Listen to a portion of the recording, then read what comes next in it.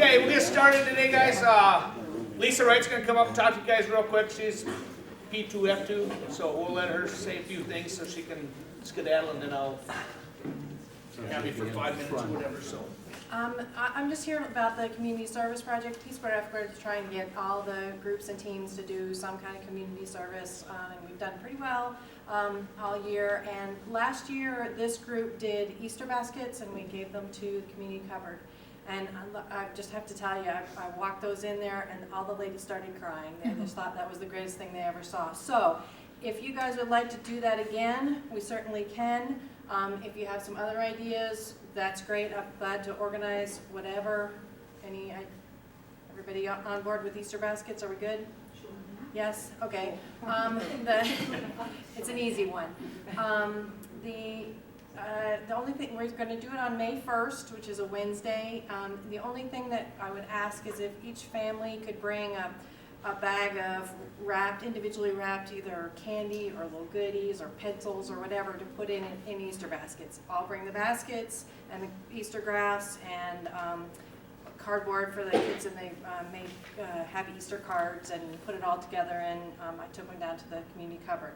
So if that would be all right, and if you have an email, if you just put me on there so I can, a few days before, I can remind everybody to bring that, and it takes about 15 minutes and it's pretty painless. So. So Lisa, did you say May 1st? I'm sorry, April 1st. Thank you. Sorry. Sorry, April 1st. Yeah, that might be a little late. That'd be for next year. We're making May baskets. April 1st. April 1st, yeah, because that's right before Easter, and I'll get it right down to the community cupboard. So, is there any other questions? I appreciate it, and thanks. Thank you. Thank you. Okay. Thanks, Lisa. Thanks, Lisa. Okay, I'm not going to be very long. I'm not going to spend a lot of time. You guys will be home here in a few minutes. I'm Steve Olson, for those of you that don't know me. I'm the head track coach here at Fergus. I work with the jumpers. Vic Feller, he works with the throws. Kerry Chetcherley works with the sprinters and hurdlers. Susie Flinty works with the distance. And hopefully Bruce Reed, I'm going to talk to him tomorrow. Hopefully he'll work with our pole vaulters this year. So I'm going to have him come in and we'll visit and see if we can get him to help out there. I'm not going to read everything over. You guys can read that sheet off. But I'm just going to kind of go over a few of the important parts, I believe, here. Practice, we start right away. I have the kids dress out and get down on the track right away instead of sitting there talking to their girlfriends and boyfriends and everything else. So we try to get started right at 3:30. Okay? If they miss or are late or whatever, if they get discipline problems in school, that counts as a strike. If they get 3 strikes, then they're done. Okay? So, and I kind of tell them day one right off the bat to make sure that they get the practice and behave in class and stuff. Okay?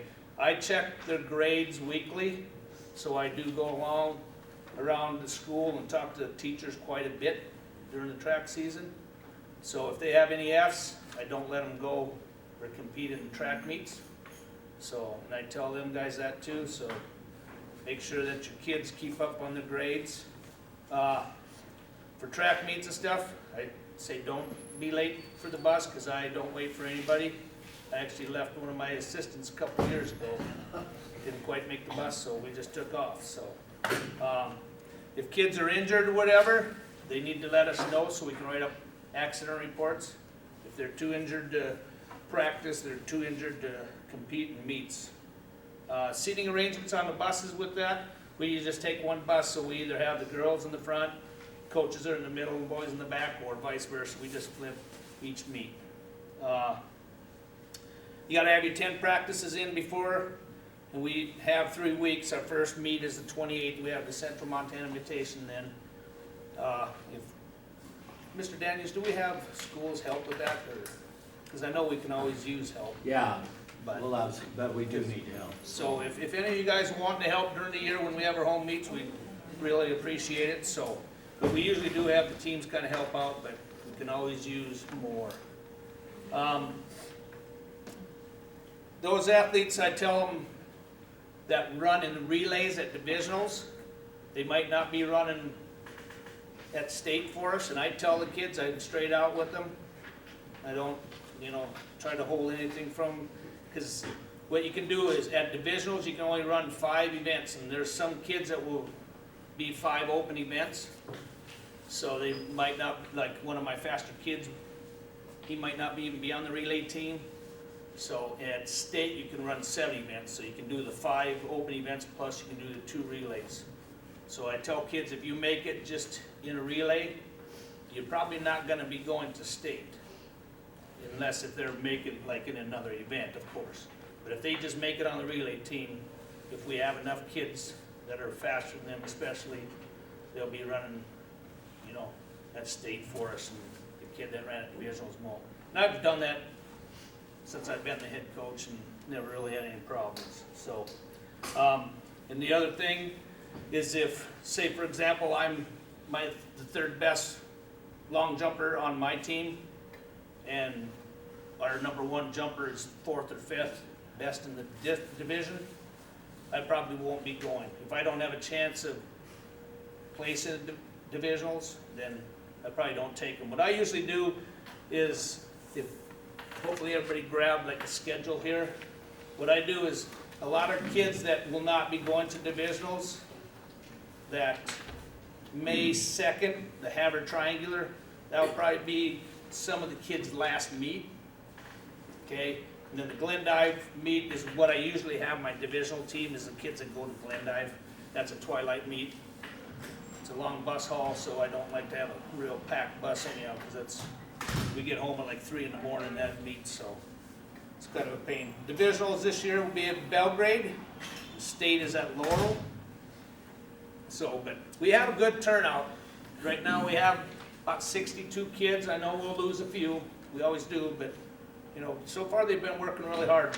We've had good weather, so we've been able to be outside, knock on wood. So, in the past we've been inside for the first week or 2 a lot of times, so it's kind of tough on the kids trying to get them in shape there. So we've been outside, and kids have been working really hard. I suppose they've been complaining about being a little bit sore, I'm sure most of them. So, but they've been working really hard. Now on the back of this sheet, guys, I have like lettering requirements, traveling requirements. Okay. Now, sometimes your kid might not have a traveling time or distance, but I still take them.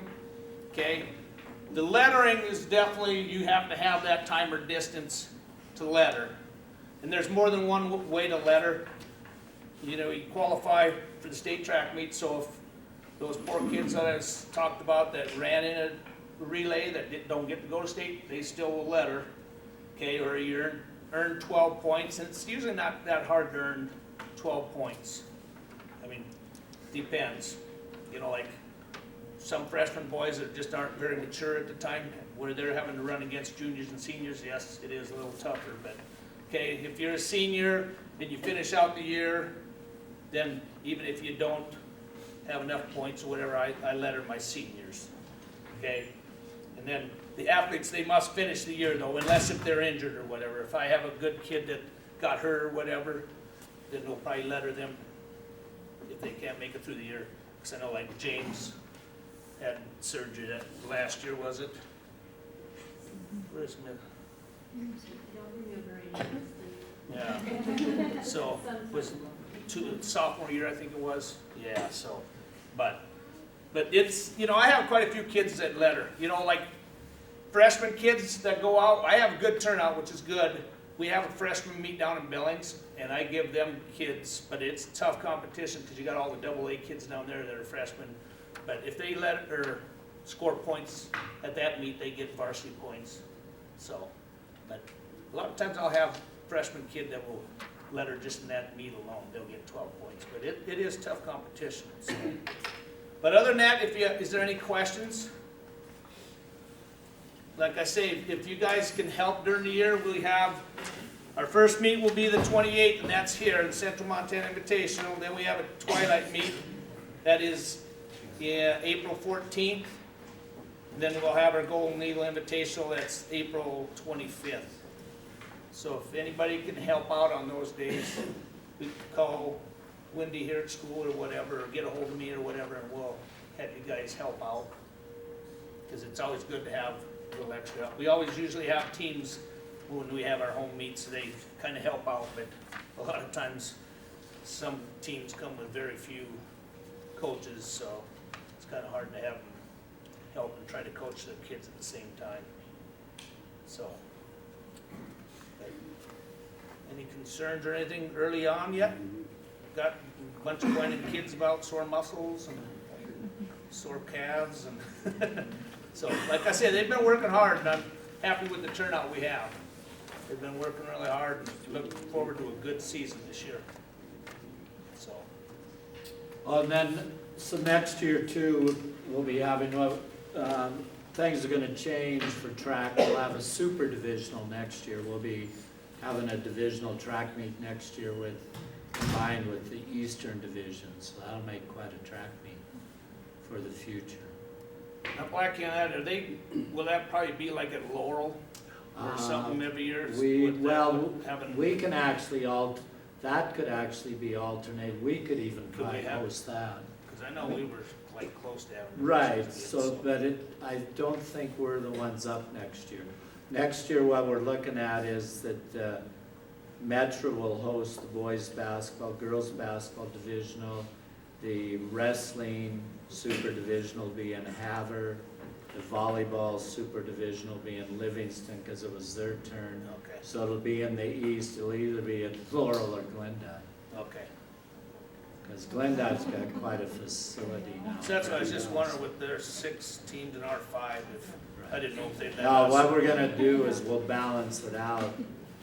One division will get 2 of them, and then the other division will get 2 of them. Okay. We just can't ever have the basketball because we don't have enough So hotels. Blackie in the super divisional, how many do they take to state? You'll still take the, Top 10? yeah, you'll take the second.